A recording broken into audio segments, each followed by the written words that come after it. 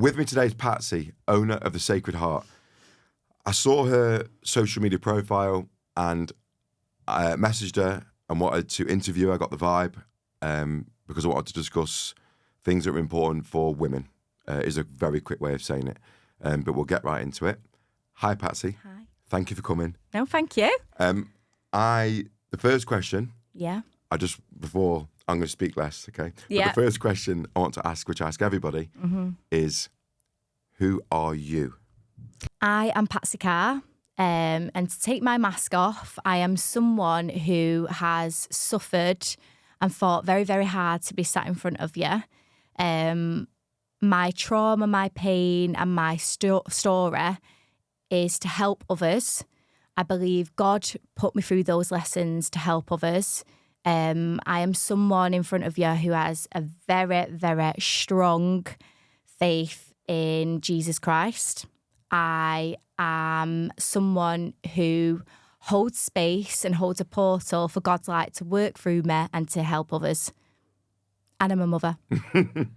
That's an amazing answer. Yeah, and I'm a mum. And your mum. And part of who you are, you've just said, was things that have happened to you. Yeah.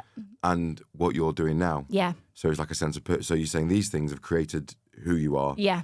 So who do you think you were before anything happened to you? Oh, it's a really nice question, that. I come from a very big Irish Catholic family, and my dad was a family of 10 and we were a family of 6. And in the 6 of us, I was always known as, it's Patsy. I was always the silly one, the funny one, the crazy one, really. Creative. Yeah, you could say creative, but I was the always one who was like, oh, bloody hell, what's she done now? Or it's Patsy, And so to do what I'm doing now is probably a bit of a shock to people because it's quite out there what I'm doing, and it's quite serious. So yeah, that's who I was. And can you touch on, you don't have to obviously, everything's unscripted, and can you touch on the tough point that did change you then that you were saying? Yeah, of course. So basically, I was dealt with some very not nice cards to me. In my early 20s, I was diagnosed with a very aggressive kidney disease, which attacked both kidneys. So just cutting a long story short, You don't have to cut it short. Yeah, it's long. So, you don't have to. So basically, I was diagnosed with this at an early age. What is it? What was it? It was called IgA nephropathy. This disease is very, very rare, and it really shocked us when we got it because I was healthy, I was fit, I looked after myself, I ate right. How old? I was probably about 22, 23. So it was a shock to the doctors as well to say, why have you got this? Didn't smoke, didn't do drugs, didn't really drink. And when it happened, they were like, okay, we're going to put you on these tablets and it's going to be a really slow burner. Don't worry, we've got a grip of it. But I kept going at the time. Sorry, I've missed this bit. At the time, I was going back to my GP with these headaches and they were like, oh, it's just your period pains and it's just this. And they just kept fobbing me off. And my kidney function kept going down. Meanwhile, they had the blood test in front of them, but they didn't get me in it anytime sooner. So I think if your kidney drops to around about 60%, they should get you in and then they can build that up, where I think it was about 4 times my kidney graph went down to 20%. So they rushed me into the hospital. Kidneys. Yeah, they rushed me into the hospital and they were like, oh, right, okay, we need to keep this disease at bay because the scarring around the kidney was really bad. So they put me on these different medications, said, don't worry, in a couple of years, this is what we need to start speaking about a transplant. In between a year, I would say, the kidney went right down to 5, both of them. So I had to be rushed in again and have an emergency operation on my heart where I was awake for it, to connect me to a dialysis machine, which was horrendous, very, very scary being that young. And they said, well, if you don't go on this machine, you're going to die. So, yeah, it was a really, really scary time. I just thought, why? It was a bit of a blur, if I'm going to be honest with you. Trauma blocks it, doesn't it? Yeah, and I remember, because I come from a really big family, everyone was just watching thinking, this is horrendous. And it was sort of out of my hands. So at the time, we were talking about how long I was going to be on this machine for, and you would have to go on it for every other day, and this machine would be attached to your heart. This tube would come out. It would attach to a machine, and your blood would go in the machine. It would clean, detoxify, and then go back into the body, and you'd be on this machine for about 4 hours a day. You're living at home at this point, or? I was living with my partner at the time, and this relationship wasn't the best. Before the diagnosis, before anything happened? It was. Yeah, it wasn't the best relationship. Was it your first proper? Yeah, it was, and we loved each other very, very much. But I can now honestly say, standing back, I can show a lot of love for the relationship, but it taught me. It taught me everything about myself, on the way I am now, the way I hold myself, the way I have respect for myself, the way I believe in myself. Because everything of that was knocked out of me, really. I didn't believe in myself. I was made to feel like I was thick. I was made to feel that I was doing everything wrong. And I was constantly living on pins as I was going through that. I was about to say, why are you going through that? Yeah, while I was going through that, You're experiencing that as well? Yeah. And I know you don't want to go into detail about it because it's... what a great character you are, because it's your daughter's father, and obviously you've got to respect that. Yeah. But how do I just... I'm trying to think of a way to word it where... I'll flip it around. What advice would you give women that are in that sort of relationship, I suppose? I would say you can't see it when you're in it. And when someone is... when your head is feeling like a pressure cooker, and when you're with a narcissist person and you're constantly thinking that you're doing something wrong, and you're constantly living in a bit of a fear mode, and your nervous system is constantly like all the time. While going through every 4 days? Yeah. So while going through full change of bloods every 4 days, you've got that happening as well? Yeah. But we've got to understand that people are only the way they are because of what they've been taught and what they feel about themselves.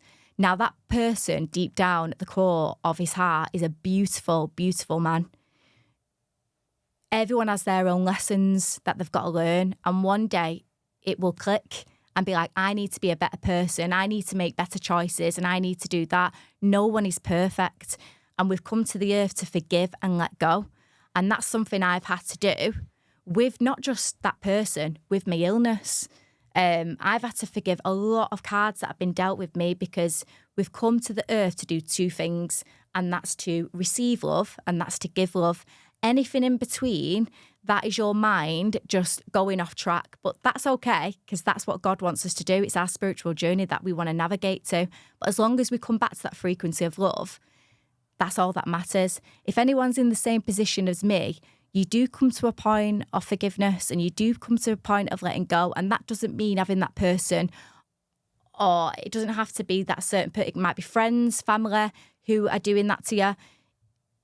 You have to show them love, because that's the only choice that we've got. And that's setting you free and that person free, because that's where we all go to in the end anyway. On that opposite side is that frequency of love with God. So we have to come to the point where we have to visualise them in that pink ray of that frequency and keep sending it them, because at the core of everyone, we are all... It sounds a bit out there, but we are all doing our very, very best. And you mean love with boundaries? Of course, sending someone love, but not... Of course, you don't have to be like, let's be friends. And I've done that the hard way. I've wanted to have that real good relationship, and I've tried to go above and beyond with certain people in my life, but there's certain things where you've got to go, right, okay, to respect myself and the person who I am, and not to honour my nervous system, my health, and look after myself for my beautiful child. Well, then you have to put boundaries in place, but that doesn't mean you can't pray for them. That doesn't mean that you can't send them that love. And I was hesitant with the last question because I know you don't want to go into detail, which is fine. You said what other people are going through. I think I've heard some stories, but I don't think anybody's just the kidney. Yeah. The disease is enough, by the way. It's one thing to go through. The people that are going through being with somebody who's not best for them, narcissism, whatever it could look like, or any form of abuse from their partner, you were dealing with both at the same time. Yeah. But do you know what's interesting about that? What's interesting about that is how positive and like not how you express love and gratitude still after having that. It to me is just an amazing trait. Yeah. So what makes that? Where's that trait come from? Do you think that's DNA? Where's it come from? Well, first, not everyone can do that. I don't think it's a normal thing, is what I'm getting at. First of all, I was raised by two amazing people, my mum and dad, and to have 6 of us and to give us the same attention, the same love. They've always taught us to really lean in with our faith and always forgive people and release it and hand it to God. And that's what I've tried to do. So hard to do. So it hard is to do. because Did they know what you were going through at the time? Oh, yeah. They knew what you were going through? Yeah, Not of just obviously the kidney thing. Yeah, of course, yeah. And their advice was... Yeah, because they're the same. They come from the same cloth as me. We just show people love. Love. But just going back to that thing, I decided to have them experiences before I come to the earth. I decided to pick that person to have my beautiful child with because there's amazing qualities in that man that my daughter has. She's strong, she's feisty, she is full of life. And that comes from both of us. And I can honestly say now I hold back and I give nothing but thanks because that person deserves that. We've created something amazing. Whether they go navigating through life in a different way, then that's down to them. But God blessed me with that gift from that person. So it was a happy ending in the end. But yeah, we come to earth. Before we come to the earth, we have soul contracts with people. We decided to have that lesson. I won't be able to be sat here helping women step into their full potential and power if I didn't meet that person. Yeah, that's simple as that. There's 2 questions I've got. One is, was you aware? You weren't aware of the soul contract side as part of your self-development journey. So at the time when you're actually going through it, though, you're just going through it. You didn't know. You weren't thinking, it's all right, I picked this life. No, I didn't. That was part of your self-development journey, wasn't it? I didn't. I take it. I didn't, but I did have godly experiences to think, okay, this is going to lead to something here. Like what? So basically, when I was waiting for my transplant, it was it was so in depth. So you had to have a transplant. I had to have a transplant. Yeah. So there was a process. So all my siblings got tested, which I don't know if you can just really connect on that level how hard that was. I'm one of those people because of the way I've been brought up. We don't ask for things. We don't take. So we really struggle with accepting gifts. It's something that we've always been. We always get upset and we think, why have you spent that? Why have you done that? So to take an organ off someone was really horrendous. And my brother Richard, my eldest brother at the time, he was a perfect match. So there was interviews. He had to go through such a group. Well, the 6 of them had to go through a grueling process, more Richard than most. Bless him. So the therapy that we had to have to actually get him prepared to give me his organ was horrendous. I mean, there was a point where I seen him where we live in Middleton, and I seen him and I couldn't even cross the road to even speak to him because I knew he was going through that therapy to give me. It's so in depth of what the process. You chose not to go across to speak to him, or they said it's best you stay apart. No, it's the sheer fact we couldn't speak to each other, me and Richard. I couldn't speak to him because I knew what he was going through. You chose to, I mean, or the therapist No, it was what I was going through. I felt awful that my brother was going through. It was your choice. It wasn't advice from the therapist. You just couldn't... We'd speak, but we just wouldn't speak about the transplant. It was so hard for us because it was so emotional. You know, I'm taking an organ off him. And what if something happens to Richard? You know, it's that one kidney he's got left. Yeah. And at the time, he really wanted a child with his wife, and they've got one now, bless. So it was a really hard process, but I prayed. That is the one thing I prayed for. I said, please, God, do not let me take his because I know he needs it. God, it's awful. And my prayers were answered, and I said, please give me it sounds awful, but a deceased donor. So that means when someone's died in an accident, I get their organ. But this man, he must have helped. I think it was 4 recipients. So there was a lot of children that was involved that had a liver transplant and so much more. I think he gave his eyes away, and I got his kidney. And I've had it for 11 years in March. Sorry. Don't say sorry. 11 years in March, and that, before, sorry, I've missed a really huge part of the story, which is an amazing story. So I was very depressed, and like... Are you still with your partner at this point? Yeah, very, very low. And we went to bed, and I was coming home from the dialysis unit in Oldham, and I said, God, like, it was just full of old people, you know, who had kidney failure. And I was the youngest one on there. And I said, God, and I was on so much medication. And I said, God, I'm done. Take me, because I'm ready now. And I'm actually happy with the way I've had my life, you know. I'm really happy. I just want to go. Well, that's awful low point to be at. And I really felt that connection when I was speaking to God. And that night I went to bed, and it was like I went to sleep for about 5 minutes, and it was very vivid. I went to sleep, closed my eyes, and I got this, like, literally a thump in my chest. And I was like, what? I was able to look down in my chest. I couldn't breathe. And imprinted in my heart was a book. And when I looked at the book, it was the Holy Bible in my chest. And I was like, oh my God. That very night, there was a knock at the door, and that was off my mum. And she was like, Patsy, the transplant team have been ringing you. And I was like, what? Because I'm getting chills as you're telling that story. That's mad. You're supposed to keep your phone off silent in case someone's passed away. And I was like, what? And she was like, they're saying, if you don't come round, they're going to send the police. And I was like, and then that was it then. It was just like, let's go to the hospital. There was 2 other people then waiting in the room, and which was awful, I remember my sister, my husband at the time, and my mum.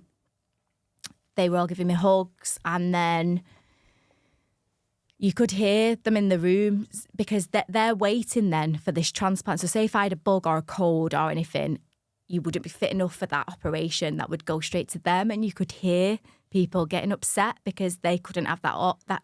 And I was like, what in the world is going on? You're still in your 20s now, by the way, Still in my 20s, yeah.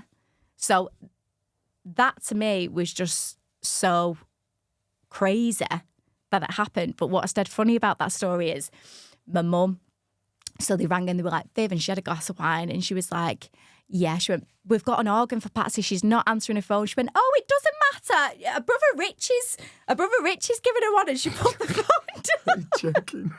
She put the phone down. Is that true? Like, if you do not go round to your daughter's house now, we're going to ring the police. And she was pissed as a fart. And she was like, Patsy, at the door. I was like, why would you do that? No, she's all right. That is brilliant. She's got one. Don't ring. It's brilliant. Yeah. And why you... Well, that is Have I got mascara all over my face? No, you're good. Don't worry. And so why are you going through this? Yeah. I'm trying to imagine it from your family's point of view as well. So they're in the hospital and they've got to look at this bloke who's there for support, knowing that he's also adding to that stress. But he was that. This is the thing with mental abusive relationships. They do not know they're doing it, and they have beautiful qualities. And he was there for me during my illness. He really was. He really was. His personality and his traits didn't help.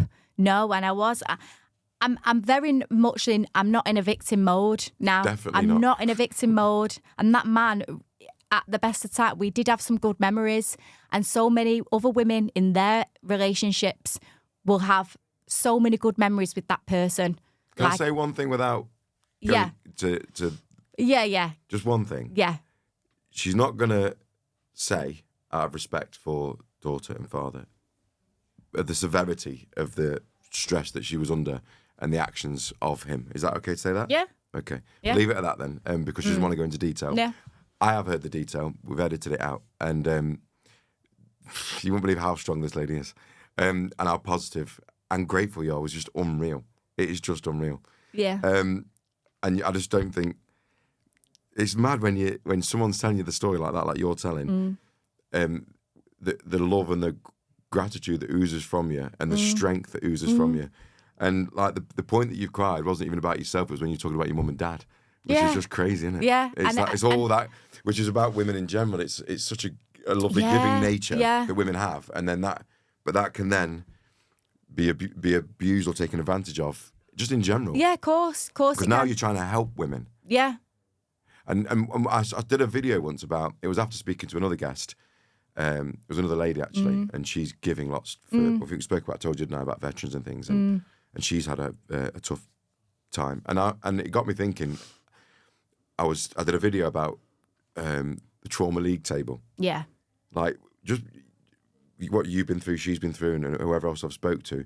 I thought I had a tough time of it. And it just makes me go like that, you know. But you know, I know, and that's what I'm getting at. I clicked on. It's not. It's not. It's each to the individual. Listen, and sorry, go on. We all have our own cross that we carry. However you carry that is up to you, and how much faith you have in yourself and God, and trusting that this is all about the lessons and all what's meant to be for you. Then that's how you're going to get through it. Point I was going to go to as well is, it could be women. Yeah. Even though you haven't really gone into detail about how tough it was. Yeah. There's women out there. So say if they wanted to contact you or they got inspired by this interview, what we don't want them to feel is, which I've had that feeling when I'm talking to guests, especially, is flipping heck. Do they feel like if they were with you, say if I was a female now coming to you for help or self-worth issues and things like that, and they're looking at you thinking, but you must think I'm stupid because I'm worried about going out to park, or I struggle going over here, and absolutely nothing not. actually traumatic's happened to me, but I just suffer with self-worth. Yeah. And how can I go and talk to Patsy, who's been through all that? See what I'm saying? What message could you give to women that haven't had your level of trauma? We shouldn't compare traumas, but we don't. We don't. And what message is to them? The reason why I've been through what I'm doing is because I'm able to do that. Is to hold space to women, for them to feel that they can completely tell me anything. It doesn't matter, no matter how big or small.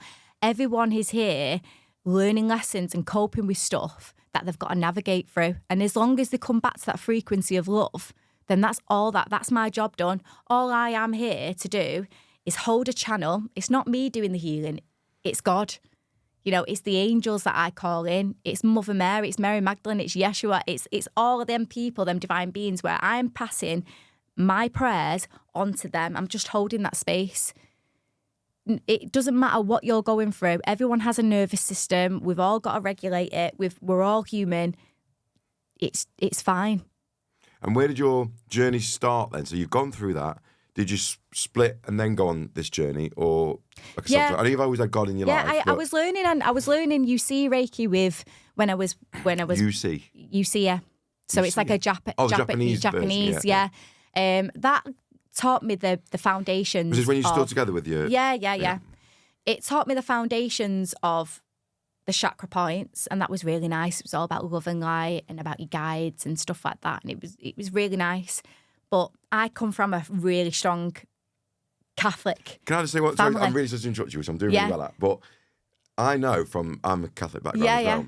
that actually the people that are quite religious see Reiki as I'm glad you brought this up. I know. Well, because I know it, because I'm from the same background. Yeah. So I know there's people in my family that my mother has become a Reiki master. It gets me mad. And they say that is like that. It's devil's work. And they're really strong that way. And now you've. I'm glad you say it. I'm going to make it a bit stronger because I wasn't going to go this strong with it. No, but they literally say that is the devil's work. Yeah. That's what they literally say. We need to go strong. That is not God. You are channeling negative and things entities.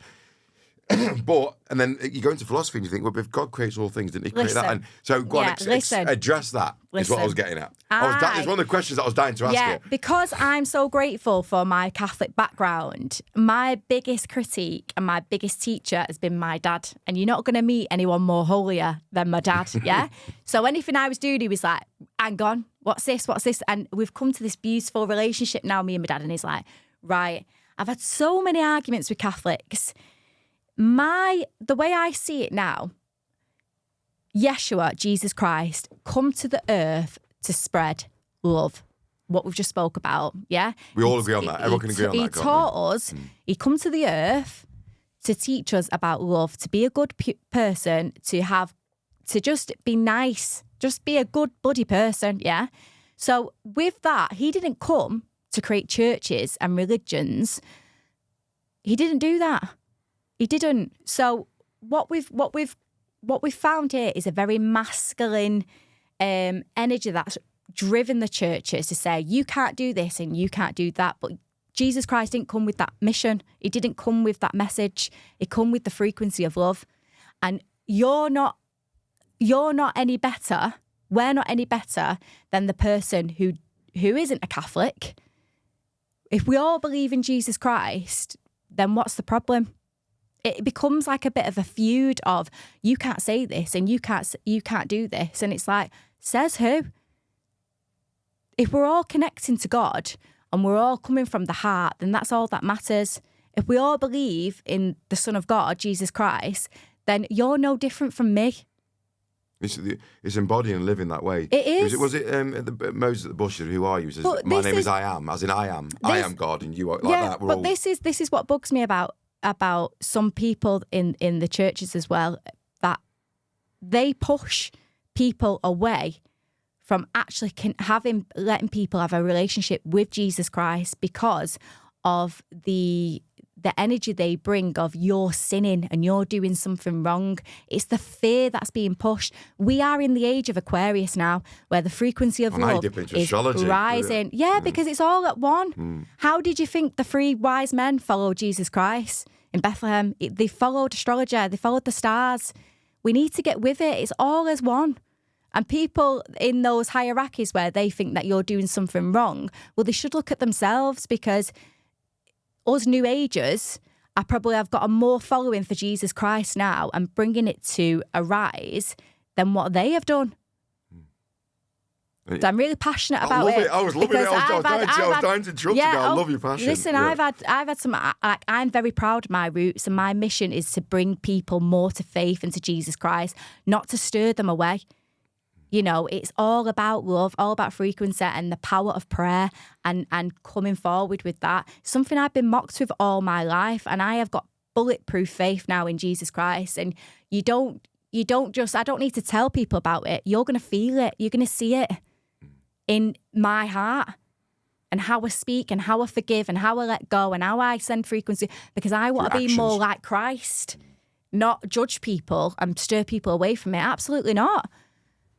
Sorry, I loved it. It's brilliant, and that passion is great. So, because if everyone was just embodied embodied the way that he behaved, Jesus Christ, as in, like you say, just being kind to everybody. You haven't got to be fully in to act like that, do you? You haven't got to put a label on and go, I'm now Catholic, I act like that. No. You also just do it. Just be nice. But listen, just be right. Don't get it twisted. I am very, very proud of my roots of being a Catholic. Yeah, I always take my daughter now when I'm feeling low, feeling stressed. I don't go every Sunday, but I will take my daughter and sit, and I'll get her to close our eyes. I want to mention this. There's a difference between consciously connecting to God through your heart rather than praying like a parrot, I say. and not meaning what you're saying. My daughter has stay and pray at school. My daughter, and I will say this because people laugh, but they know it's true.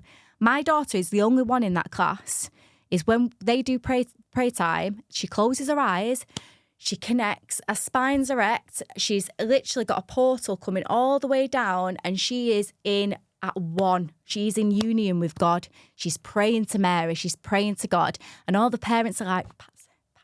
I'm like, yeah, that's my kid. That's my kid. She knows her protection.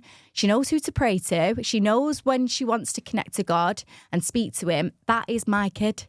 And that's what I want. I want that to grow. I want it to be like we connect to God when we're praying, not just like, yeah, all right. Name of the Father. Yeah, all right. I want them to be like this. Let that free-flowing energy flow all the way through you. Mean it. Stand in it. Feel it.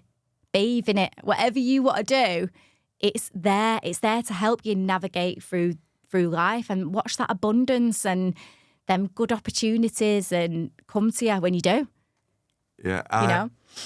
That's amazing. That come across Sorry. so good. Like... No, it did. It come across so good. You can't... I always say this in a few podcasts, you don't know the feeling in the room. It's so hard. You wish you just put the feeling that you create and you put it out there. It's so hard. But I'm sure people will get there. Yeah, I'm very passionate about what I do. So you're saying that Reiki, because Reiki, for people that don't know, is basically channeling. So you don't... You explain it. So you're hands-on. There's Western Reiki and there's all different types of Reiki. But what is Reiki and how does that tie with religion? And deal with it directly then? Now, I trained then because I was searching after the UC Reiki for something that aligned more with me, which was the angelic Reiki, and that's more godly and more divine. And it gives you so much more protection. So what we spoke about before when the podcast went rolling is all these different energies flying about at the moment is everyone calling in these different deities and these different goddesses rather than going straight to source. So angelic Reiki works on more of a soul level, more of a divine level. And how it works is you call on God's light, to Christ's light, to come all the way through you and bring in those angels with you to help transition the healing. So angelic Reiki works on more of your higher chakras too that we don't see. So there's around 22 chakras up to God. So angelic Reiki works all the way through that. So it's more divine, more fast, and it's absolutely amazing. But and I teach it now. So my teachings are all about my faith in God, but it's all about protection. So like I just said then, we can call in all these different energies. We have darker energies too. It's not all about love and light. We have these attachments that are on people. You know, this could either be from past lives to now or being in certain relationships where these have stuck on you. And that comes from being in that lower frequency. And it's our job as a healer to hold that space so that godly energy can come through you and we can remove that. Yeah. I like what you said as well earlier, which I think we didn't stress enough, is that it is the imperfection of people, and that's okay. Yeah. It doesn't mean you're not allowed to try and find God or... No. And like you said about angelic Reiki and there's Western Reiki and there's all these different things, I think it's important, the message as well, that everyone just resenates with something. And if it makes you a better person and it spreads love and positivity, then just roll with it. Yeah, If Patsy likes, I'm angelic Reiki. Yeah. But if someone starts their journey just with Western Reiki, it's fine. Just Yeah, start. of course. It's the point of just starting, isn't it? Even with imperfections. Yeah. You're going to be imperfect. What we do... Like the people that judge, you tell me they don't have imperfect thoughts. Yeah. Of course they do. Everyone's human. It's just normal. Of course. What we do is we try and get into this thing of, well, I call it the universe. Go on, that's what I want to touch on. I call it this and I call it this. Well, I'm just going to be very... Hang my hat on. It's God. It's God. It's God. And the difference between... So we've got this thing about... Yeah, Jesus was a master. No, Jesus was the Son of God. Let's get it straight. If you're going to be a proper healer, know the difference between goddesses, deities, and know the one true Son of God, which is Jesus Christ. And when you do that and you have that in your heart, that is where true healing comes from. Can I ask you a question? Yeah. It's a personal one. Yeah. So obviously I've come from a Catholic background. Yeah. But as a person, whatever makes up my DNA from my past traumas and whatever else, or what I've done or not done, because there'll be other people similar to me, where my logic says, Even though, like, for example, I went to Yeah. church I took my daughter to church Yeah, the other lovely, day. yeah. And I love a Catholic church, and I'm thinking, I find it so peaceful and nice here. But is that because of a childhood memory, or is it because of the church? I'm always an analysing sort of person. Even though I'm spiritual, I'm also analysing. Yeah, yeah. And you think, well, where's the proof? Where's the thing? And you can't help that bit. So people Yeah. who are non-religious based watching this, Yeah. who are just probably saying, oh, she's using it as a crutch to help her through life, which is nothing wrong with. But how would you address it to those people? How do they know? See what I mean? How do you know? About God. Saying that's that. Like you were hanging. Like, About the Son of God. I love your energy. That's that. Because I do what you said. I'm like, oh, there's something inside me that won't let me commit. So I'll go universe or whatever it is. And you like what's the word? Like non-committal with everything. Yeah, because we're all politically correct, aren't we? Not for that reason. That's not for that reason. And for me, like, there's people like me that want to embrace it and do it. But they're scared because they think, well, what if it's not true? And what if it isn't this? And what if... Do you know what I'm saying? How would you address that? Yeah, who've not come from the background that I've been taught. Yeah. So, but you've been taught, that's what I'm saying. So you've been shown it. So the argument to people who are non-religious are saying, yeah, but you've just been told that. Yeah, but I haven't, though, if you grew up a Muslim, would you be into Muhammad? Do you know what I mean? Yeah, I had the background. I had the guidelines to come into a family of God, but I didn't have to have the experiences of what I've been shown by God. Do you understand? I do. It's I mean, looking down and seeing the Bible in your heart, and then getting the call. And that's just one thing. Yeah. You know, it's. Do you think people are scared to embrace it? People, but not for political correctness. Is it scared because they've got to face themselves? No, it's funny because I've navigated through this, and I've seen people like, well, I'll call it the universe because I don't want to call it God, because it's going to put people off. And at the start, I was thinking, when I was having all these experiences, I was thinking, well, how am I going to stand in my truth and talk about this? And it was really hard for me to navigate. But the more you stand in your faith, God will reward you in every single way. He has your back. If you start aligning with God, watch your world change. There's nothing to even... What does that look like? Someone who's watching now who's not religious, what does that actually look like? If you start to align with God, do you mean just start small steps, just start speaking to him? Or what does it look like? How to connect with God? Yeah, you're saying, do that and watch your life change. So the guy's watching this who's not religious. So what does that look like? What's the first step for that person? Well, first of all, miracles in abundance. The right people will be around what you. action, do they do? I mean, what physical action do they do to start their journey? Oh, to start into their... Sorry, I'm mixing two questions into one. So you're saying that's what you'll start seeing, which is fantastic. But I'm saying, so the person here, not religious background as such, and they want to step into it, what's the first step for them? Just go to church? Is it just sit at home and just talk to God? What is it? Listen, the power of prayer. Yeah, so the power of prayer. You don't have to go sit. God is not just in a church. God is everywhere. If you want to go sit on your own in nature on a park bench and close your eyes...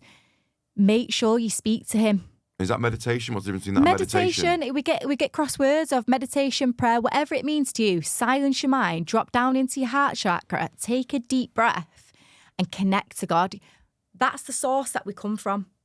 When you say drop to your heart chakra, so I understand all this, by the way. I'm doing it for people that, when I ask these questions, it's for the people that maybe don't understand. So how are they going to drop into... They're on a park bench. Do you want me to show you? Go on, let's do it. Okay. Well, you're not showing me, but I want to do it anyway. Yeah, well, we'll do it together. Let's do it. I want you to close your eyes, take a deep breath. Through my nose, yeah? Yeah.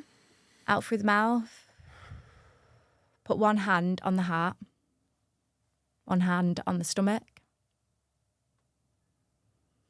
And you're just going to call on God's light now to come all the way down the body. And as you're breathing in and out,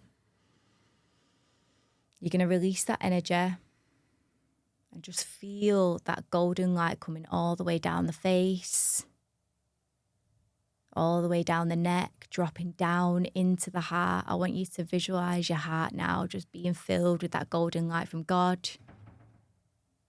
And you'll feel that portal from God to you now coming off. Feel yourself being grounded to the earth. And just feel that Christ light coming all the way down. And just be at one with yourself, coming down to the heart, breathing in through the nose, releasing out the mouth. And then just within the second here now, you just can have that beautiful conversation with God of what you want, what you're grateful for.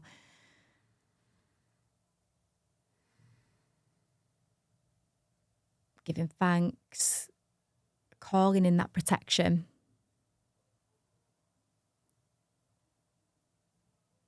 And that's the feeling that you should have. Oh, that's amazing. Do you understand? Yeah. Like, so that is the difference. That's the difference between having that God force energy in you to I'm going to pray, but I'm also going to judge others for not being here and pray and move me here. It's having that God force energy within, because that's where we come from and that is where we are going. And once you use that energy, it's going to go in every single direction of your family life, your financial life, your work life, everything. And it's going to come in abundance because God wants to work in your favour. That was amazing. I've done obviously so many different self-development things and just if you go back and rewind and do it yourself, it was a lovely little space. And how fast is that? It's not the easy. busiest life ever can spare those. What did that happen for? Yeah, it was a couple of seconds. But even with them, like that we'll just speak about at the start of the podcast, you can do that when you're struggling with that feeling to forgive someone or let that thing go that's really, really hurt you and caused you that much pain. Let it go. Love. Close your eyes, connect to that God force energy, visualize that person and send them that love because they are just another human being, just like you, trying to navigate through life with all the feelings that they've had. Not everyone's had the same upbringing as us. We are in charge of ourselves. We can release that and let go and release that victim, like everyone, I'm not discrediting anything that anyone's been through or what I've been through, but it's so good just to come back to that love frequency all the time. It was amazing. Yeah. And I saw on one of your social media, yeah, you touched on, there's two things, so do in any order you want. I've heard of shadow work, obviously. Yeah. And I've heard anything you discussed, I've experienced, dealt with, learned about myself. Mm-hmm. There was one that I hadn't. Oh, what's that? Womb healing. Womb healing, and I saw your video about womb healing. Yeah. Obviously, which was specific to women. Yeah. So I also want you to touch on, in any order you want. So the shadow work, womb healing, and general feminine energy, and the theme with women is a lack of self-worth, and serving is good. That's a natural feminine energy. There's nothing wrong with that. Yeah. But to overserve and lose yourself with that, I'm asking about 600 questions there. Yeah, no, because it is all at one. Yeah, and if you forget, which I understand, I'll bring you back to one of them. So, where any order you want, the shadow work, womb healing, which I've not heard of, and general self-worth in women. Yeah. Even if they haven't been through trauma, because some people haven't been through trauma. No. Or in the trauma league table compared to yours or whatever. Yeah. So is that okay? Yeah, of course. So the womb healing retreat that you've probably seen. That was a retreat? Yeah, we took women. So we took women that needed this retreat out of their family home, out of the community, and took them away. So we took them on the womb healing retreat. So the womb healing retreat is everything that you've just asked me. So it's shadow work, it's inner child. Tell people that don't know what it is. I know, but it's shadow work. What is it? So it's everything that you've got to come to. I had the best upbringing with, I had some, problems growing up, we had to, my dad had to go bankrupt and stuff like that. And we had all that trauma that was put on us. But in Sina, I had a good upbringing, yeah. But I had to go back through my inner child to unravel some stuff that has been placed on me by my mum and dad, them beautiful people. They were still a child at one point, and they were navigating through their life, and it's been sieved out into my life. So I've had to really look at myself and think, well, that doesn't align with me. That doesn't align with me with what mum's got. And it comes to a point when, with my child, so we live at my mum's, and we was in the dining room for quite a lot of time when we split. So we was in it for a couple of years, and within that's when I was doing my shadow work. When I'm sharing a room with my daughter, I was looking at her growing up, and I was thinking, what's being placed on her with the split from me and him. And I was looking at her and how she was, and my daughter, Bo, she is absolutely wild and crazy. Thank you very much for watching this podcast. I'm sorry, I'll be 20 seconds to tell you about my new book, My Human. What is My Human? It is the starter journey for somebody who wants to get into or look at self-awareness, self-discovery. Be a great gift for somebody who's a bit young, maybe going off the rails a little bit, get them to question who they are and what they're doing here. And it's the price of 2 coffees, $7.99. It's not labour intensive. It is a very quick and easy read. It's 20-minute read, 25 minutes. And all the links are in my bios. Thank you very much. Fraser, she come into the world flying, yeah? So that's probably the reason why I am who I am today, because she comes with that fire energy. So let's go back to inner child. So I was looking at her and then I was thinking, wow, what she's going through is she doesn't even realise it, you know, with the 2 homes and the different parenting and what she's hearing. And it made me look within myself and think, what have you been? And as I was growing up, I was sort of always, sorry, I'm going off par now, you can cut that. It's all right. No, don't cut it. No, don't cut it. Normal conversation. It was so it's shadow work while she's in the room, but also it's inner child work as well, isn't it? Inner child, yeah. So within that, I had to go and do some work on myself. Whilst I was watching Bo, who's 6, I had to then go back to when I was 6 and think, what didn't I like? And navigate through that. So within that, I was creating a lot of work for these retreats, doing a lot of shadow work, pinpointing why I reacted like that. What is shadow work? Shadow work is actually looking within of what traumas you've been dealt with and looking back on how you dealt with it. What did you do? Why you are who you are. You're good, you're bad, you're ugly. Get it all out. And what does that look like? That means just sitting in peace and just going through it? Not just sitting in peace, a lot of purging. And some people go through life of staying with the same job, same opinions, same outcomes, and they're happy doing that. But for me and for women with the womb healing, we was not the same person 5 years ago, 5 months ago, 5 weeks ago, or even 5 minutes ago. We are changing constantly. So it's important that we do the inner child, because there's always someone that's looking at you who are learning from you. So you need to undo that work and be who the person who God intended you to be to have this spiritual experience. It's coming to that alignment. And it's heavy stuff, because with the womb healing, it's a responsibility, like you say, on your own kids. Yeah, it's admitting, and it's also admitting the parents that we've got, they were children once. They had parents that have put some, like my mum was an only child. Her dad died when she was so young. And this will mix in with the question that you've asked me. She had 6 kids. She devotes her full life. She's got 9 grandkids, and she devotes her full life to her family. And that woman does not sit down. And she's like the woman of Father Ted. Like, she'll come in, you'll have 50 brews at you. She'll cook you loads of different meals. She just doesn't stop. She's always putting people before herself. She's a machine. So it got to the point where she didn't have no boundaries, my mum. She just does everything for everyone. And when I was going through all my trauma, and I was exactly like my mum, I had to undo that and be like, well, that's actually not serving me, because I'm leaving myself at the bottom end of the barrel, and I'm very poorly, and I've actually come out of a relationship on the worst side, mentally, everything, scarred everything. So how do I support myself? Because I've got this really fiery child now looking at me thinking, what are you going to do? What about me? You know, so I had to be that. You've got to undo all the work, and that's in the best interest. Like my dad comes from a family of 10. His dad from Ireland always said to him, your faith is taught on the lap, and that's what we've always done. But with that, there's a lot of fear that's come from a dad from being a Catholic that's been pushed on us of sin, you're going to do this and you're going to do that. But I've had to teach my dad with doing my shadow work that actually, no, Dad, it's to come to love and what you do.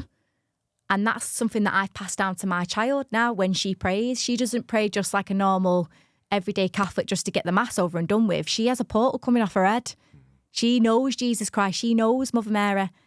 You know, it's the difference of that, because we're passing it down to our children. And there'll be stuff that I've passed down to Beau where she thinks, my mum is batshit crazy. I'm going to have to undo that for my kid. It's not aligning. Do you know what I mean? Yeah. But you're just trying your best. That's all we can do. Yeah, and it's doing that shadow work and realising, let me just sift that up. That doesn't, no. And that's the question, like the original question I asked everyone is, who are you? Yeah. And that's what that triggers that within people or listeners, when you get inboxed and stuff, is like, yeah, who am I? And it can just send you on if you haven't got the right guidelines then to help you, you can think, what's it all about? Who am I? Yeah. Because when you were in the womb, you wasn't called Patsy, you were just a spirit in your mother's womb, and then they've decided you're Patsy. And you're going to be a Catholic family, and then they put their personalities, each personality onto you, which is based on their parents' personalities, their parents' upbringings, cultures at the time. Friends, and you, all these people are putting onto you who you are. Yeah, and that's not who. Yeah, that's not who you are. You need to break through it. You actually need to break through it. As the generations are coming, I think that you're right about the age of Aquarius and things. It is the general consciousness is lifting. Yeah, of course. Through everybody all the time. The age of Aquarius is coming, and we're all coming back to the frequency of love. And we're not now. What you're seeing in the news and in the world, it's all falling apart, and all these men from these big hierarchies and these status are all falling to the knees because it's all coming out. How does the world look though without? Because imagine if everyone did wake up a bit and think, hang on a minute, there's got to be more to life than work, retire, die. There's got to be more to it than this, and they have that what's it all about feeling going on. Wouldn't just economies crumble? Do you know what I mean? I was like, you know what, fuck this. I'm skint anyway. I may as well be skint and not work. Yeah, well, whatever. This is where the rise of the divine feminine's coming from, because women now are standing in their power. We were, and we probably still are. Some people still are. We're running, and we all have a masculine and feminine energy. All of us, yeah. But women have been driven into their masculine energy, where we're looking after the kids, we're doing 3 jobs, we're coming home, we're cooking the tea, we're looking after the husband, we're bang, bang, bang, bang, constantly all the time. And now we are slowing down and we're really dropping down into our divine feminine energy. And that is when, like on the retreats, is, let's go, for instance, when Mother Mary and Mary Magdalene walked the planet, they were in their divine feminine energy. They were amongst women, and they were doing the exact same thing that I'm doing now, pulling women together and really making them stand in the power. They wasn't doing what it was being told and being shown, let's just say, in the Bible and the way it is perceived. These were powerful women. Mother Mary's womb was, give us Christ. And the difference between men and women, God made us so we have a portal that can bring life into the world. We are divine beings, and we forgot about that. So just like the earth has 4 seasons, spring, summer, winter, autumn. And just like Mother Earth, we have to shred ourselves every month. We have to do new cells, hormones, shred. On top of that, we have to run a busy lifestyle looking after kids and doing whatever. That's all stopping. We need to all calm down and really work with our cycles and honour ourselves as women, put them boundaries in place and really start looking after ourselves. And that means slowing down and stepping into your divine feminine power. So how does that look? What's the message to the... I don't always. I try and give this example. This example. So you got the mum and dad, kids. They're both working. They're stressed to death. They're skint. They're trying to get by, and they're here, and you go, just slow down. Step into your energy. And she's thinking, well I can't. I'm busy. I've got this. So how does that look to her? So a message to that actual lady. If I'm looking at a family like that and not a single mum, well, there's that as well, isn't there? Yeah. So you've got this is the way how I does that look to her? To the family. So I look at my mum and dad, take for instance, my dad is in his masculine energy. All of my dad's life, as much as my mum has always been on the go and stuff like that, my mum has this aura where she's a magnet for energy. Lots of people will always be around her. All the kids, animals, anything wants to be around my mum. She is in her divine feminine energy. She oozes it. my dad has always been the breadwinner where he's always taken care of us and gone. So when a woman feels safe and she really can drop down into her heart chakra and look after the family is when the man is really in his strong masculine energy, not his toxic masculine energy. A toxic masculine energy is basically coming home, throwing it in your face that you worked all day. It's not enough. You're putting it on the women, you know, making them do all sorts, but not making them feel. Sorry, I'm going off on one now. No, go on. I'm going. No, go on. I'm going off. I'm going off on no, one. No, I want you to carry on the same route you're on about. Because we're dealing with real world issues and real world problems. So he's coming home. He's like, he's not feeling loved, I suppose, and he's putting it on her. And then she's like, well, I don't feel loved. He's putting it on him. I'm a toxic masculine is not supporting his partner and putting him at the top of the list rather than honouring his wife and his kids. It's about that perfect counterpart. And that's when you are standing in your yin and your yang and you're really working in union. And that obviously both might need to put effort into that. It's not just the man or just the woman, is it? They might both need to be putting effort into there.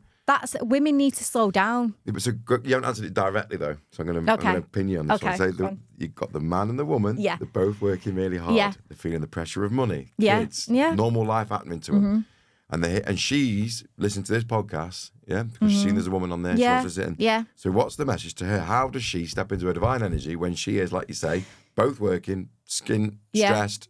How she what does it actually practically look like for her day to day? She needs to honour herself. How? She needs to slow down. How? She needs to. I want real world answers. It's quite tricky, this one, because everyone's different. I know. And everyone's family is different. And I'm coming from a single mum point of view. So when I want to step into my divine feminine energy, I'm going to honour myself and take some time out. What does that look like? You mean just like a bath, or do you mean it means days? Takes time out from everyone in the world. No contact. It needs silence my mind. I need to come back to the heart. What do you mean? It means not going out overdoing it, not overdoing the work. It's prioritising my mental health, my nervous system, so I can work with my cycle and really honour myself. So then when I'm ready to rise and I have more energy, then I can step more into my masculine and do that. It's working in, if you was looking from a marriage point of view, it's about the man honouring the woman's cycle and really honouring where she needs to rest, where she needs to take time out, where she needs to be loved. It's about that. So to her, to the question I asked on behalf of, say, this woman who's listening, who's whatever, is taking time out and saying to your family home, I'm having this time. Yeah.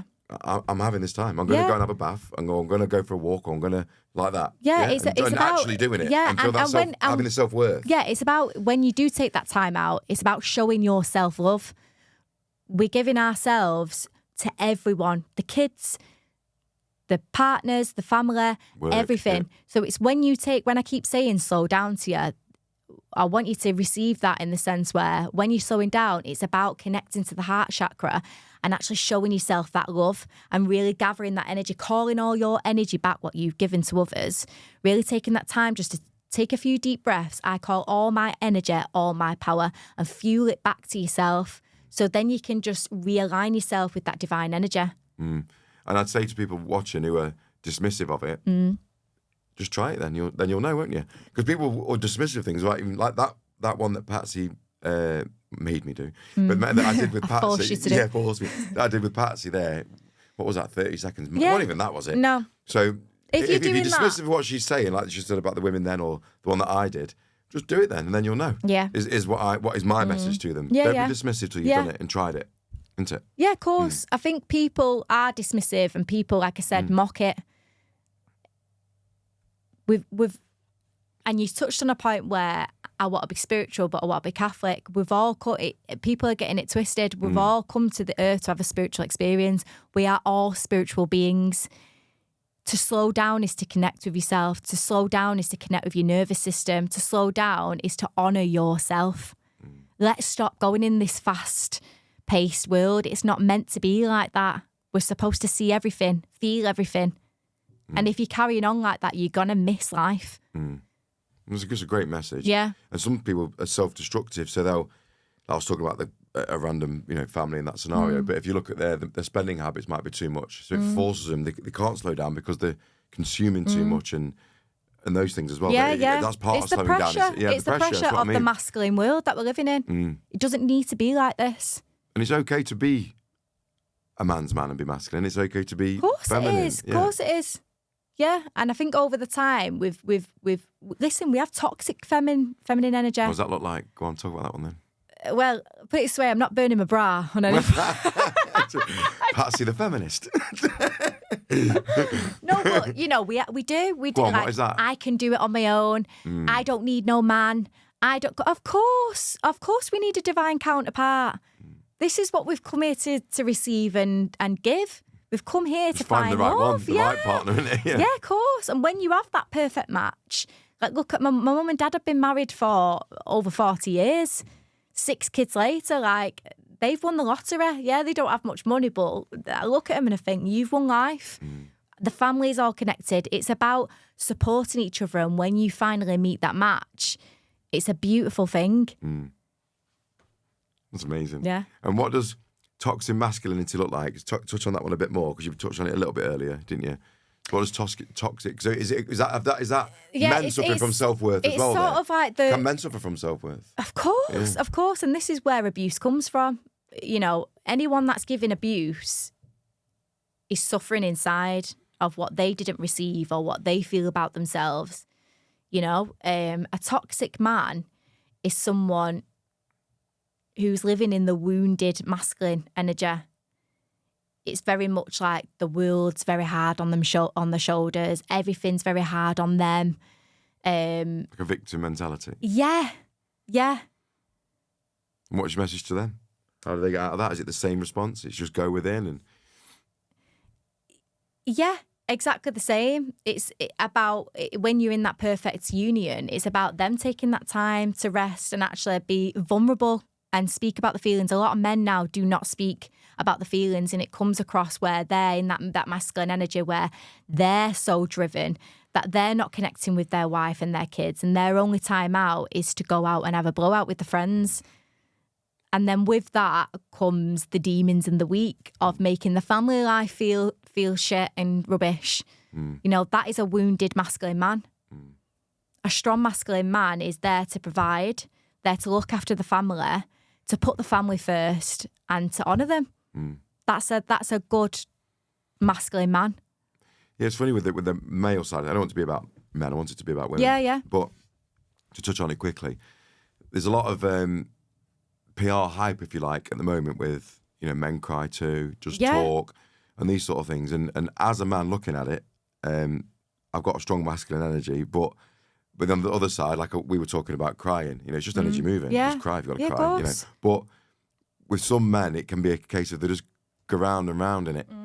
Yeah, because they don't actually. There's no action there, and that's important for men and women, isn't it? Yeah, it's good to talk. It's good to do the things and see where you're up to, but actually action towards your thing. Yeah. Otherwise, you're just going to keep going round and round in a victim mentality. Of course, yeah. It's an hard one because, like I touched on before, we've come to the earth to experience 2 things: is to receive love and give love. Anything in between is us to navigate through, and we're the only species that feels guilt, severe depression on this earth. No one else. We're the only ones that are capable of doing that, and that's because God wants us to experience that. With crying, with releasing. If we don't release those tears and release those emotions, that becomes dis-ease in the body, diseases, and that's where they come from. Say it slowly, dis-ease. Dis-ease in the body, yeah. Dis-ease, yeah. I've never heard that one. I know that if you hold it in, it can create illness, I know that. But, yeah, of course. But I've never heard the dis-ease. Everything's manifested in the body. So for me, when I was younger, I had like a really big fear of God, of thinking, I can't do that and I can't do this. I then went into a relationship where a lot of fear was in my mind. Where does disease come from in the body for kidneys? It comes from fear. No way. That's where you hold it. No way. That's a very harsh thing though, isn't it? Because obviously, is. What a harsh thing to happen to you, because I'm sure loads of people live with fear. They haven't all got the kidney thing happen to them. It is, but again, I had to have that. I had to have that happen to me to do what I'm doing now. And that's great, because I was just about, that was my next thing. That was so weird you did it on purpose, not on purpose, but is I want to talk about the retreats that you do and helping women. Yeah. So there's a couple of questions again. So you got your first ever retreat. Yeah. What was that like? Was you nervous? Was there I was women, really nervous. How many women attended? Was it like just one this time, or how did it work? Because even though it's still a business, isn't it? So course. only about one woman might turn up. How did that look your first time you did it? Even though I'm a teacher, I'm a learner as well. I'm learning. I'm always learning. Never stop learning. Never stop growing, and we never stop healing. So I'm sat here, and I've got a group of women. We went to Wales. This is the first one. This was the first one, and we did it in camping. I've got. Did you fill all your spaces? Yeah, we did. Yeah. Did you? And your first one? Yeah. Fair play. How many was that? There was about 7.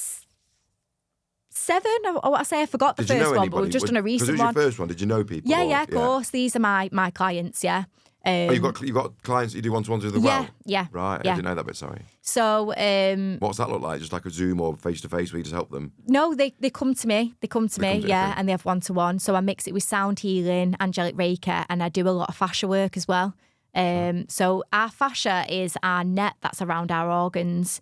So when we go through life, any food that's traumatic or anyone that you've been around that's traumatic, our body really grabs onto that. So we don't just hold pain and trauma in our emotional, mental, spiritual bodies. We hold it in our physical engines as well. So it's really about pressing that down and releasing it out of the body. Yeah. Sorry. So your first one. Yeah. So there were some of your clients. It went well, yeah. So we went to Holywell. We went on to a little pilgrimage that we took people to. That was really nice. The second one that we did was in a chapel, and the energy in that place was just insane. Where's that? Where's the chapel? That was in Wales again. It was beautiful. So we just took these women out of the community. We let them rest. We calmed the nervous system, give them really good food. Is that a day, 2 days? 2 days. We did amazing walks, got them in nature, connecting to Mother Earth, and then we did a lot of ceremonies, bringing Mother Mary into the womb area and really cleansing and clearing. Lots of crying. Lots of crying, because we did inner child, that shadow work. Do you cry when you're doing it, or you just all the time? I'm bowling with them. I've got snot everything all on them. I'm like, Are you crying because you tapped into their energy? Is that you just doing your healing thing, self-healing? I'm crying because we're sharing our pain, you know. It's hard being a woman and holding the thought of like, God, I've been through this since, like, there's some... It's 2 days enough for them to calm down, because if you No one wants to go home. No one wants to go home. Yeah, no, I can imagine. But what I'm saying is I bet it takes half a day for them to chill out. Yeah, it does. Away from the family, the pressures, busy. the kids, everyone wanting the self-worth issues. Yeah, I bet it takes 4 or 5 hours before they've actually gone, actually. Yeah. But then don't it kick in, oh shit, I'm going tomorrow. Yeah, does it need to be longer? And we're all like, do we have to go home? Do we have to go home to our kids? It's like... And what I found, because I've done loads of retreats in the past myself, and what you find is, luckily I did have a bit of support after, because you can have big shifts on a retreat. Like, I remember when I was just crying 45 minutes straight, just couldn't stop. And then afterwards, you plonk back into life. Yeah. And if you haven't got that, it can be quite a shock, can't it? And, you try, but you still got that nice feeling about you, and you're living in that floaty, and then all of a sudden just life just kicks back in. Do you support them after? Yeah, after the retreat, the ladies are tired, because what you've got to think about it, I've got women that are coming on who've been abused either from, childhood or whatever they're holding. We're doing ceremonies of speaking about it, doing a lot of journal work where people have not even spoke about it before. Journal work, then we're doing inner child work. We're looking at ourselves from that younger point of view. And then we're doing the whole, right, okay, we've gathered all this information now, and we're going to pass it to God, and we're going to do loads of ceremony, healing work and energy work now to really shift that. So after that, they can't wait to go back to their families, but they're also thinking, fucking hell, that was a shift. That was ever. It's still on their mind. They're like, yeah, I'll do your sandwich, hang on. It is. And they've got their minds just still... It's on the mind. Your mind's still there, and they're trying to do a sandwich for the kid or whatever. It's on the mind, but it's not where, like... This is where, when you go to, I don't know if you've done therapy before, but I've done a lot of therapy. And when you're talking, it's you bringing all that energy to the And that's not God, that's a psychological brain Yeah, I've had one. to do a lot of therapy because I've got a lot of scars, mentally, physically. So going in those therapy sessions, that energy's building up and it's going into your conscious mind. And you're like, right, okay, great. I've spoke about that, of them dark times that I went on them machines and that trauma that I've sat with. But what do I do with that energy now? So then retreats are like, right, okay, we spoke about it and now we're physically going to move that energy. So yeah, you do go back home to your family thinking, God, but you feel a bit like, I've completely shifted that there. No way. And I'm ready to forgive and let go and move on. What have And you got, you're a better what have you mum. got an introvert on that? What if an introvert goes to one of your retreats, listen, and they're thinking they're there as an introvert, and they've got this woman who's an extrovert, is that an extrovert? And she's there wailing and crying. She's happy to be there. She's like, and then this introvert's thinking, I want to have a go here, but I can't because it's the I don't know, the Jane show over there. Yeah. How does that? What? And that's a weird question to ask, but I like to think of it from a few different perspectives. It's so funny though because someone might be watching and go, I want to go on your I like Patsy, I'm vibing with her, I want to go on a retreat, but I'm an introvert. Yeah. And I might not want to, whatever cry does happen. And it's not, see what I'm saying? These retreats. Because a lot of women are introverts really, aren't they? Yeah, we are. We hold our cards to our chest massively. We'll take the lid off it, but we're not going to show you we're not going to lay it all on the table. That's what I'm saying. So you've got a retreat where Jane's all out there. Yeah. And how do you make it not the Jane show and still try and make it okay for the other 6 women? It's crazy because this retreat... Have you experienced that yet? Yeah, of course we have. This retreat is for absolutely everyone. I've got you still got to honour Jane. If that's where Jane is where Jane is. Yeah, you've got to accept that. Yeah. But if Jane's then affecting other people wanting to go through and release, how do you manage that? We've got psychics on the retreat that come. We've got healers that are coming on the retreat. We've got your normal Jane that goes to a normal job coming on the retreats. The conversation is wild. If you're eating your breakfast in the morning, we are talking about bloody fairies, goblins, and then doing the school run. It's crazy. No, honestly, the retreat is literally mind-opening. Like talking about sounds amazing for women. It is, and it's that person. Say, for instance, that Jane who's doing the school run, who is an introvert, and she is around these psychics and she's around these healers. Her mind is having this conversation, this conscious. And she's thinking, well, I remember that because that's where I've come from. And something's triggering in Jane's mind thinking, well, actually, yeah, that's interesting that because I do remember that and I do feel that. And it's opening them, it's putting all these different walks of life around a table because at the end of the day, we are all women. That's the one definite we're all connection women. You've got. Yeah. And we're all a bag of bones and blood, just the same around the table, and we just get it out there and get it done. Yeah. And have you had some big shifts happen for people? Massive, yeah. By shifts, by the way, we mean realizations, we mean releases, we mean emotion build-ups, we mean epiphanies, and that's what we mean when we say shifts. When I say shift, it'll be like... Do you agree with that? Yeah, of course, shifts, anything you want to say. I mean, everyone gets too tied up of how we say things, don't we? But massive shifts. So, like, you've got women coming home and the relationships with the partner is absolutely... It's saved it. You've got women that are coming home and being a better role model to the kids. You've got women coming back and thinking, I needed that break. Some people don't stop. Like my mum, and they've made friends for life. It's you've got to come on it. It's just amazing. Yeah, definitely. And another thing I wanted to touch on is it's amazing how I said a face to camera one once because I had a realization, and I was saying as adults, not all adults, because some like we say just go do retire die, same face as dead. That's fine, whatever. But some have got this searching and this longing or whatever. And as adults, we, not all of us, want to discover and self-discover and grow and all these things. And my message was to teenagers. I was saying, if they looked at it a bit earlier, if they looked at things a bit earlier in their life, they haven't got to then go through the big shift when they're older. So how do we, what message would we have to, because one of that, as I don't know if it's the same for women, but lads, teens, they all become like this one personality. Lads, it might be the same for girls as well, because and they don't discover their identity.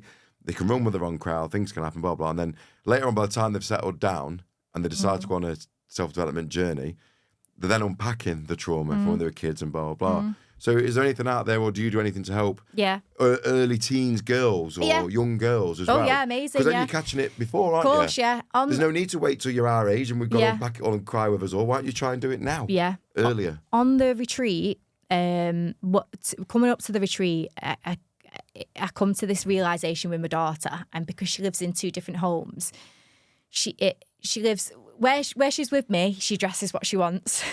She dresses crazy. If she wants to wear jeans and a tutu or whatever, she can go out there. The other day we went to a restaurant and she had a witch's outfit on.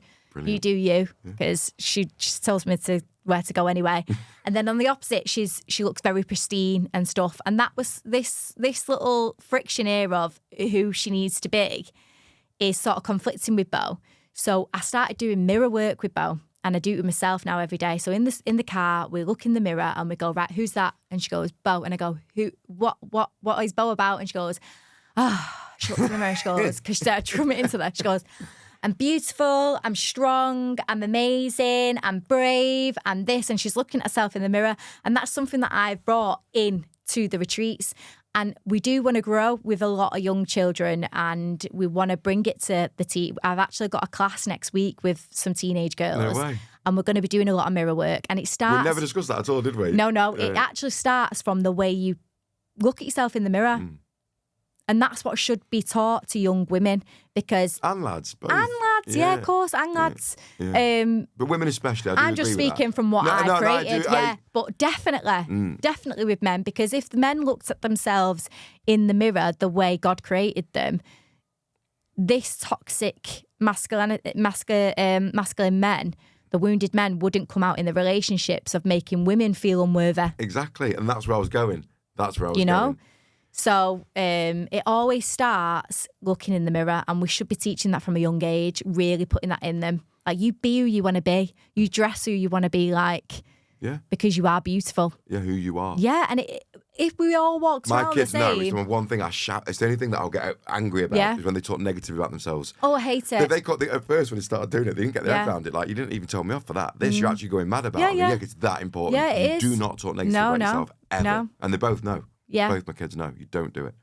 Yeah. Like you said, you talk positively and all the time. And that's on the retreat. My lad's took it to a different level of positivity. He's gone into a level of arrogance. But he's 16, isn't he? Yeah. But anyway, in his whatever. ego. Yeah. He's well in his ego. I love that. And I watched and he's a number 9 path, on Chinese with numerology. Yeah. He's a 9 path number, which is all about looks and ego and that sort of thing as well. But that numerology is mad if you look at that as well. Yeah, it is, yeah.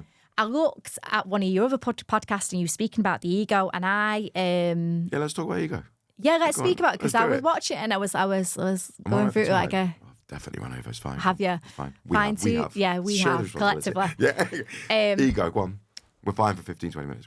And we need that. Sorry, Rich. God gave us an ego. Yeah, to drive us. Yeah, and it is also our protection. So what we need to realise in life is when to put our ego aside to admit when we're wrong and show forgiveness and mercy and compassion, accountability, and when to put that armour back on with the ego and be like, actually, I'm going to protect myself here, because that is what does that. So I was watching the podcast and I thought, that's really interesting, that, because we always like, well, that's your ego talking and this is that, but you need it. You do need your ego. I think you need a bit of ego. You do. But like you say, it's so hard to, especially with teenagers, for them to stop and not have an ego, because they don't know, they're still learning and growing, aren't they? Yeah. But if we can collectively help early teens and teens become self-aware and talk positive about themselves, we're affecting it earlier, because your mission is to help women. Well, no, but it could be. It's not too late, obviously, but and that helps their kids straight away, doesn't it? Yeah, of course. If the women are healed and doing bits, it helps that. Like Bo has had a leg up there with having you as a mum, hasn't she? Yeah. So if we can, it will collectively help the adults. Of course, yeah. But then if you can help the kids as well, and that's what like an Age of Aquarius thing. Then the new generation coming through are all being taught differently, and saying, no, it's all right. You dress how you want. You do what you want. Don't put it on anybody else. You be you, but you can't force that on anybody else. And 100%. And like your vibe finds your tribe and all that sort of stuff. And like you were saying, hanging your hat on God and saying, that's that. Yeah. Jesus Christ. Man. Yeah. And then you find in the people that are... 100%. Yeah. They're not you attract your crowd. Yeah. I believe in that. So the mission of the Sacred Heart is much bigger. So... Go on, that's awesome. Yeah, in a couple of years, we're going to be opening our centre. And this is where you're going to see... We don't know where just yet. Open. But it's going to be open. No, I mean, you're open to where, I mean... It's going to be in Manchester. Yeah, the centre. Just Manchester, Yeah. But it's going to be open. It is happening. It's happening. You're manifesting that. Yeah. Oh, it's happening. Yeah, I know that'll happen. But you're going to see a very strong movement with children and the younger teens with the Sacred Heart when the centre opens, and it's going to have everyone coming in, and it's just going to have that frequency like we've just been speaking for the full podcast. And it's going to be a hub where people can come, women, children, everyone. Is this the first time you spoke about this on your socials? Live? Yeah. Is it? Yeah. No way. People know about it. Yeah, but you haven't done it on your socials or... Not put it on my socials, because it's weird how that frequency energy thing works, because I've prompted you and I didn't even know. I had no idea you were doing that, did I? Yeah. So it's like God's gone through me and gone, tear up. Of course, tear up, you know. Yeah. And everything that we're doing on the retreats with the inner child, that's what you're going to see at the centre as well. It's going to be really helping and moulding, because what you're seeing now is a lot of young adults who haven't got jobs, and just lost, who are on the streets, generally lost, who are getting into crime and stuff like that. The Sacred Heart wants to get involved with stuff like that. The lost, the addicts, boys and girls, the single mums, boys and girls. You mean boys and girls? Yeah. The Sacred Heart team is going to grow massively. Yeah, yeah. Go on, Patsy. Yeah, go on. Go on, Patsy. It's funny because I think you're right about the age of Aquarius and the general theme of things. A guest that I interviewed the other day, who's had a bad background, and that's what he wants to do, but in a different way. He's identified that these people that try and help teens in his area, troubled teens, they're not really helping, and he's not really getting to them. And the money's just going missing. And he's saying, no, I really want to help them, directly help them, and deal with things like with lads, if they're going down a bad path, for example. It's actually, it's easy to go, right, you need to not hang around with them, then you'll be all right. Well, yeah, but how does that actually look like? What words do I say to them? How do I actually do that? And that's what it's that real life help that can help communities. Not, just don't hang around with them. Cheers, all right. And they're knocking on my door. Yeah, because what's happening with these gangs now, they're probably getting paid off some bigger people to do some really naughty stuff. So why would they go and get, listen to some person who's going to try and help them and get them less wage than what they're getting? With the Sacred Heart, we want to come up with a scheme where we are getting these lads off the street, where they are getting a really good job and an opportunity and some money behind them, where they can actually take a different route. And it's like telling them to say, look, the opportunity's there and blah, blah, blah. Because like you see, underneath, everyone's kind and like, you want to meet your husband and stuff, ex-husband. What they'll see is they'll inside be grateful, but they'll be scared to fuck it up. And it's letting them know, look, we expect you to go wrong. We expect you to make a mistake. It's okay. It's all right. Yeah. You can take this opportunity without having that weight on you. That you better not mess this up. You better not mess this up. Exactly, yeah. Because then what happens is the pressure of having to think they've got to succeed because they've been gifted something just takes them straight back to the easy life. Of course. Yeah. So it's having that support and letting them know it's okay to trip and fall. We're still going to be here for you. And having that consistency in their lives, Definitely. which is important for teens, which I think massively, yeah. No one explains that to them. No. They just go, here's the opportunity, you've got your opportunity, go and work there, do that. But then no one sits them down and goes, look, you've been given this opportunity, but don't stress too much. Just do your best. Yeah. And that's the bit that's missing sometimes. I think it's hard with the centre. What we want to do is we want to take a lot of people away from the technology. We've got these phones now that are showing all sorts and stuff. And I think with meditation and the healing that we're going to provide, we want to teach these kids how to connect to God consciously through their heart, and quietening the mind and coming back to themselves and really trying to give them that peace, because I don't think there's nothing being taught like that for them. No, and I think a lot of them can't even go on the streets because the mums and the dads are scared of them to be on the streets. Something might happen to them. So they've got no choice but to look at games and do things inside the house because they don't want to be on the street, where when I was younger it was all right, we're on the streets and whatever, So, yeah. It's interesting. It is really interesting. Just, I could keep talking, because you could see it quite a bit. I know, but I'm thinking about Rich at the time. So where does numerology and astrology fit into your views? Just out of curiosity. I'm going to guess your star sign in a second as well. Oh yeah, go on. It's a new guess thing. It first. It's a new thing. The last guess I'm going to guess, and I got it right. I got his rising sign, so I got it right. Yeah. You know about rising sign, didn't you? Yeah.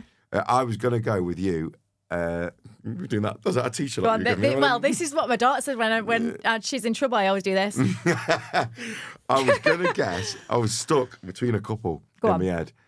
You can't pick a couple. You got to pick one. No, because you got your main one. And you got your rising sign, haven't you? So that's why everyone's two, aren't they? Yeah. Go on. I'm Pisces and Aquarius. Yeah. So my Aquarius side is this, speaking to the people, being quick, personality, whatever, and Pisces is the deeper side. So I am both. Yeah. So if someone guessed Pisces or Aquarius, they get it right, wouldn't they? Yeah. So can I have that then? Yeah, of course, yeah. I was going to go Capricorn. No. No way. Okay, so the second guess was... What was my second guess? Please don't get this wrong. It's going to be awkward, isn't it? No, it's fine if I get it wrong. It's okay, it's fine. We'll edit this out. No, yeah. And dub it with the right one. I've just... No, I'm stuck then, really, because I was really sure about Capricorn for some reason. What do you feel? I feel Gemini, but... Do you? I feel Gemini. But that wasn't Gemini. my guess, so you can't... No, I'm not doing that because that wasn't my guess. That was just feeling. Go on. No, I wanted to actually You try got and to guess. feel the energy of someone. Yeah, I know. What? Better not pick a shit one now. I know, like. yeah, is there a shit one? I'm stuck between... Forget what I said, Gemini. Just forget that one. That was just something that popped in my head. Go on. Okay. Aquarius or Pisces, actually. No. No way, go on. No, I am a Leo. I was going to go Leo, I swear. Yeah. I swear I was going to say My Leo. second sign's in Aries, so I'm a double fire, double flame. Would you believe it? I was going to say Leo. Not really, no. I swear I was. And I didn't. I'm a Virgo. Leo kept coming in, I kept going again. So what is it, Aries? Leo, Aries and Virgo. Oh, good. Yeah, so good mix. yeah. Because Leo helps you to express and Aries gives you the drive. And Virgo's the grounded. Yeah. So I'm very passionate. Yeah. Very fiery. I'm not. I know no one's going to believe me, but Leo kept calling me and I didn't say it. Yeah, it's fine. Do you know why? You can edit out. You know what? No, I'll take it. I'm going to take it. Because you know what? The last guess. I'll tell you why. Go on. You watched the interview. I guessed Leo for him, and it was coming into my head Leo because you'll see that I'm right. Because when you see this guess, Algie, his name is, and I said Leo, and that was his rising sign, so I got it right. So, and I had Leo in my head when I was asking you. Did you? So that's why. Yeah. So there's the link to show some proof. Okay. Yeah, there you go. Can I have it a little bit? Yeah, okay, you can have it. Thank you. You say so numerology. Just give me a view on numerology. That was it because you asked me to guess first. Numerology, astrology. And astrology. Where does that fit into your views? I love it. Well, do you know what? I love everything, to be honest with you, because it's all at one. So. Oh God, all under the umbrella of God. I would say so. Yeah. I love where, like, let's talk about the year of the snake last year. It made so much sense. Like, last year it was a karmic year. It's my enemy year. I've had a tough one. Yeah, I think we all have. I mean, we all look like shit, don't we? But... No, you don't. I look tired. But it was a really tough one. So a lot of karmic people, places coming into your life, teaching you some valuable lessons. It taught us what we need to shred and move. And I mean, I don't know what time this podcast is going to be shown, but the new year doesn't start till around the 17th of Feb. So what you're feeling now is in this last couple of weeks is the last shred of things, of getting things done, of moving those toxic people out your life, blocking those people, putting those boundaries in place and really going forth. So this year, the year of the horse, is all about momentum, like going forward, getting those opportunities. And we need to think of it of being on a racehorse. So you can't look left, you can't look right. You've just got to go ba-bum, ba-bum, ba-bum, and go as far as you can go with it and have the best year. It's supposed to be amazing for Leos, by the way. So I've seen that actually. I've seen that. And Aquarius. And Pisces really? actually. Yeah, okay. both, yeah. What animal are you then in the Chinese? I am oh my God, I don't even know. Oh no. 1 minute. What's your year? 1991. But I do love anything like this. I mean, I'm obsessed with the Chinese baddie trend at the moment online. Yeah. But you don't know your animal. No, I don't know the animal. I think it's a pig. Oh, same as me. Oh, right. So snake's your enemy year. You've had your enemy year. It's funny because with these things, like my daughter's a snake and she turned 12 in November. And she's probably had the worst, toughest time ever. And that's why sometimes I think, you have to take everything with a pinch of salt.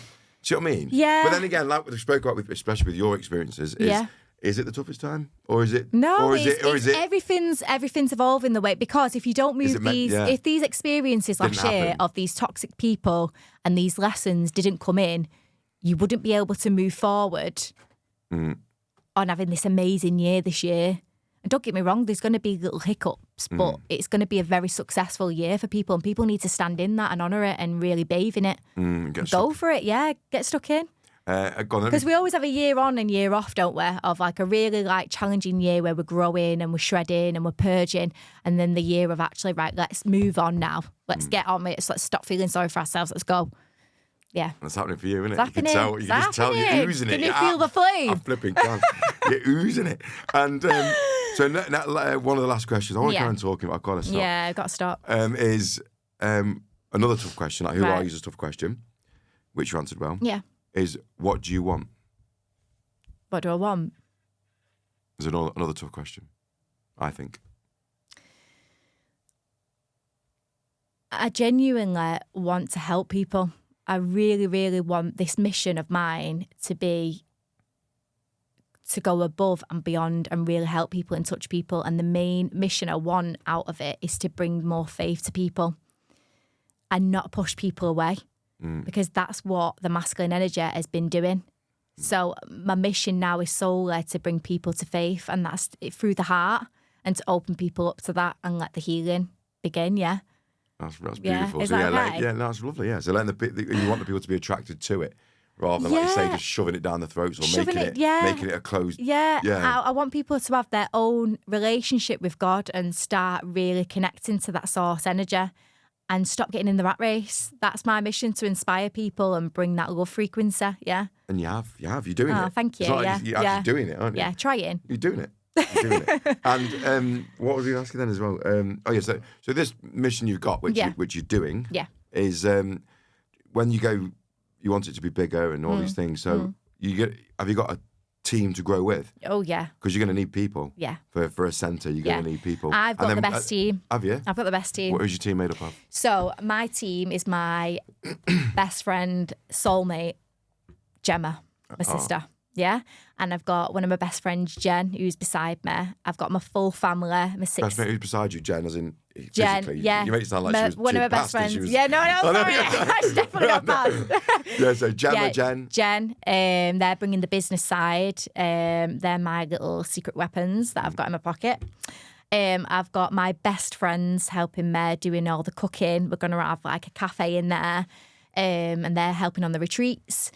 I have,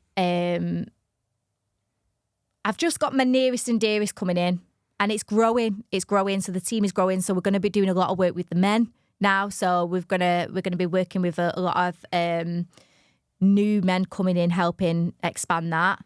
With the children, we're going to be doing lots of stuff like that. So yeah, it's expanding every time. That's amazing. And I don't know how much business background you've got or you haven't got. Are you ready for people, when it comes to businesses and things like that, and you've got these people around you, things can test relationships, you know? Yeah. I can't come in today. Yeah. You're like, fucking hell, not today. Don't do it to me today. Yeah. And then the friction builds Yeah. and those sort of things. Are you ready for? Of course, yeah. them things. Of course, my team are my family and my nearest and dearest, my best friends, my ride or dies. So nothing. We are a very, very strong team, and every single team member. We're not coming with this woo effect. Every team member that I've got on my team come from the heart. They have got the biggest hearts and they're there to give. And that's their gift. And that's why I've chosen. That's amazing. Yeah. That is amazing. Yeah. So, obviously, every reel that I put out will tag you in and stuff. So when's your next retreat? Which this podcast won't go out, you see. So tell me your next one. We haven't booked. We're doing workshops every month now for the Sacred Heart. And Every month? Yeah, every month. And everyone's a different one. And we're going through the cycles. Can they go on through Zoom as well, or is it just physical? Just physical, yeah. Because you want them there. Yeah, for the energy. we want bums on seats, yeah. Yeah, We want because you there. people ask to do podcasts with me on Zoom and stuff. So I can't. I want it. You got to be here. I just, no. Yeah, it's something not the different. same. It's not, is it? I agree with that, We do yeah. hands-on healing. We're not hoverers. If you're going to have healing off me, you're going to get touched. You're going to have that hand on the heart and Love. you're going to feel it. Yeah. Yeah. No Zoom. No. Okay. So you do them once a month? We do once a month. How often do you do the retreats? We do the retreats probably 3 times in the year. And I probably think our next one is around July time. Might be earlier than that, yeah. When do you start advertising for that? We're probably going to advertise end of March. And do you have the same people coming to each retreat, or do you want new faces? Well, you can come again. We've got people that want to come back again and do the whole thing again. But this retreat is going to be different from the womb retreat. We'll be doing the womb retreat this year, but the new one is going to be totally different. Why? So we're going to be opening new doors. You're not saying? We're not. Yeah, we're not. I We're got not that saying. vibe you wasn't going to say. Yeah, no, we're going to be working with different ones. So the womb healing was all about Mother Mary and about what she had to go through. We're going to be doing one with Mary Magdalene. We're going to be doing one with Yeshua. And mainly, again, with the angels, you've got Archangel Michael, Raphael, Gabriel, bringing them into the space. So, yeah, it's massive what we're doing. So each one you're going to be learning different things about yourself. And to sort of, is there anything, there's two things I'm going to say quickly before we close. Is there anything that we haven't touched on that you wanted to, in your head, you think, oh, I never got to speak about that, or I never got to say that?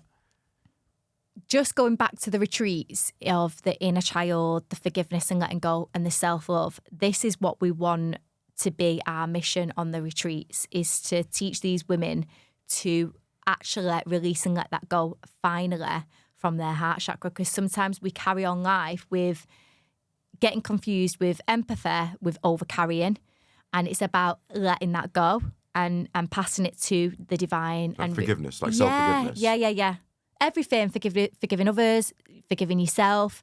But that is something that we teach, and that's where you're going to feel the benefits, because you're going to feel that being lifted away from you. Yeah.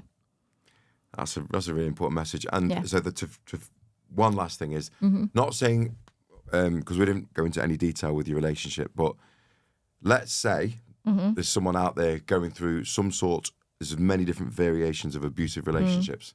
So there's a lady watching this or listening to this, and what message would you give to her who is currently in an abusive relationship of some sort? I think the best advice I could give is, it doesn't matter if it was physical or mental. No, she's in it now. And she's in it. She's in it right now. It doesn't matter if it's been physical abuse or mental abuse. It's just as bad, and it's just as damaging.